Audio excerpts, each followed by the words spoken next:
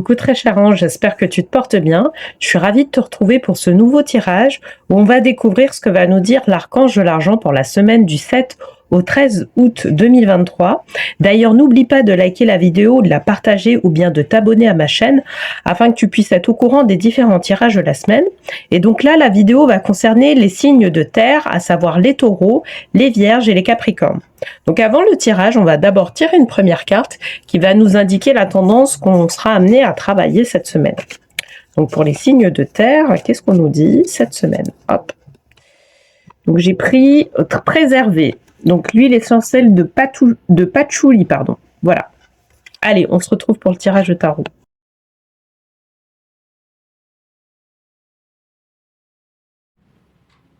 Bienvenue sur le tirage des signes de terre pour la semaine du 7 au 13 août. Alors, pour rappel, j'avais tiré la carte huile essentielle de patchouli et ça nous disait que de préserver cette semaine. On parle de préservation cette semaine. Alors, on va voir dans quel sens.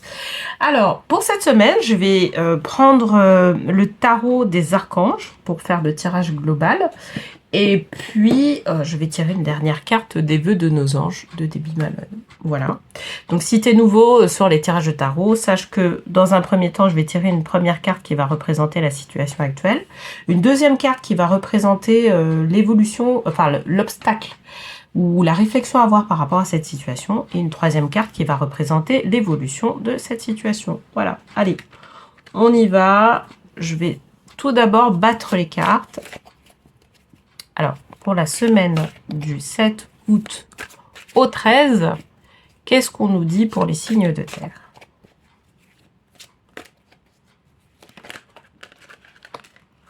Alors, j'ai deux cartes, je ne vais pas les prendre. Et si ça réapparaît, eh ben, tant mieux. Alors, la confiance en soi. Donc, l'archange Métatron. Croyez en vous, écoutez votre cœur, faites ce qui vous procure de la joie. Alors là, ça parle de mission d'âme. Clairement, cette carte-là, elle parle de mission d'âme. D'autant plus qu'on a l'archange Métatron, qui est celui qui regarde justement notre mission d'âme. Hein, c'est l'archange en excellence, je dirais, qui est haut placé et qui regarde ce qui se passe au niveau de notre mission d'âme et savoir si on est en cohérence par rapport à cette mission-là ou pas. D'accord? Et là, en fait, c'est comme si on nous disait que notre mission d'âme actuellement, si on souhaite l'embrasser, eh ben, faut savoir que c'est actif, d'accord.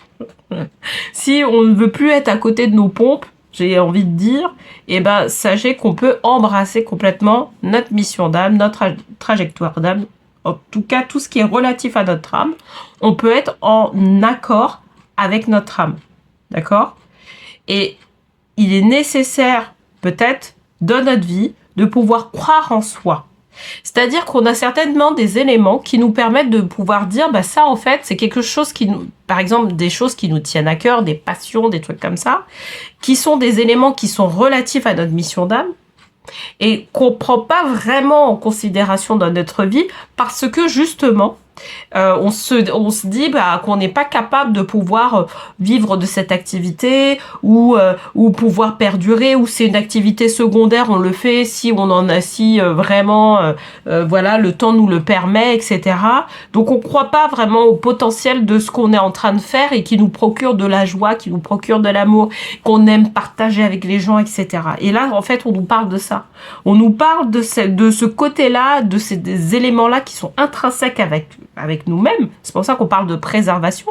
Sachez que ce qui est à l'intérieur de vous, c'est quelque chose d'intrinsèque, mais qu'on a peut-être modifié au fur et à mesure du temps parce que justement il y avait des avantages économiques, ou il y avait un côté des avantages sociaux, ce genre de choses. Tu vois, et qui fait que on est parti dans une voie qui est complètement différente. C'est pour ça que je parle de être à côté de nos pompes. On est parti sur une voie complètement différente et qui nous procure pas forcément de la joie, d'accord.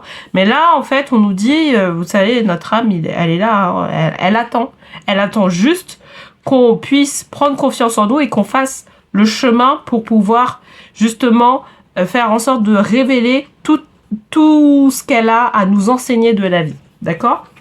Allez, on va tirer une deuxième carte pour en savoir un peu plus par rapport à ça.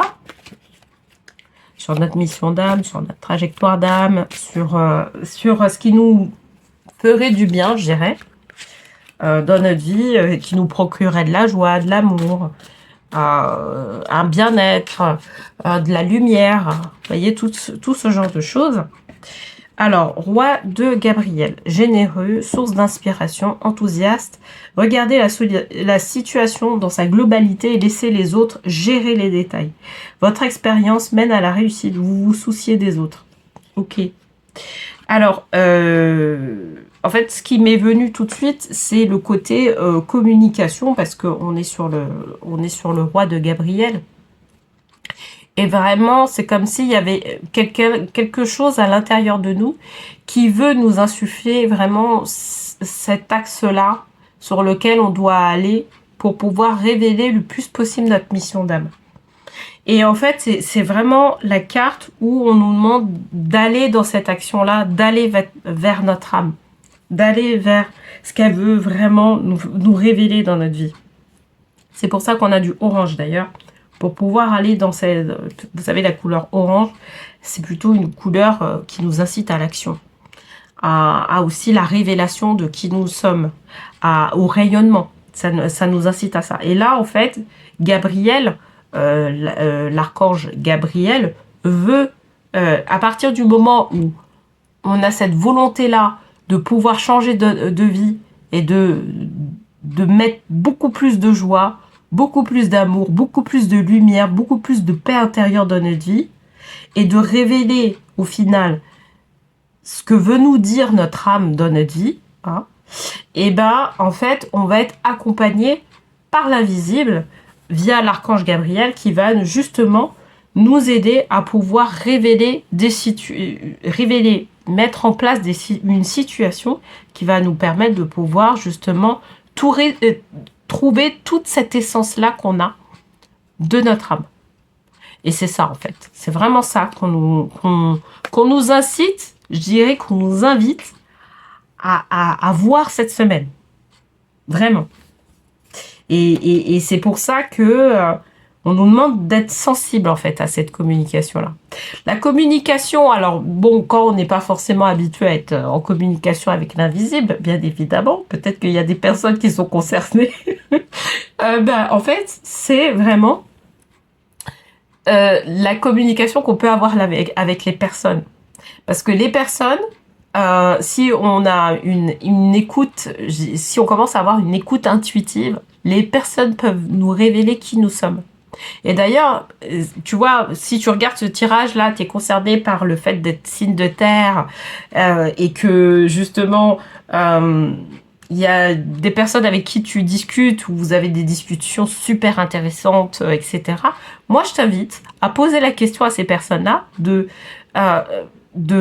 savoir ce qu'elles pensent de toi, ce qu'elles pensent de tes qualités, etc. Tu vois, avoir un avis comme ça objectif, ce que tu dégages quand tu vibres quand tu fais certaines actions. Tu vois, poser cette question-là à des personnes en qui tu as confiance et pour voir en fait ce qu'il en ressort. Parce que eux, peut-être qu'ils sont même plus à même à te révéler ce qu'est vraiment ton âme, tu vois.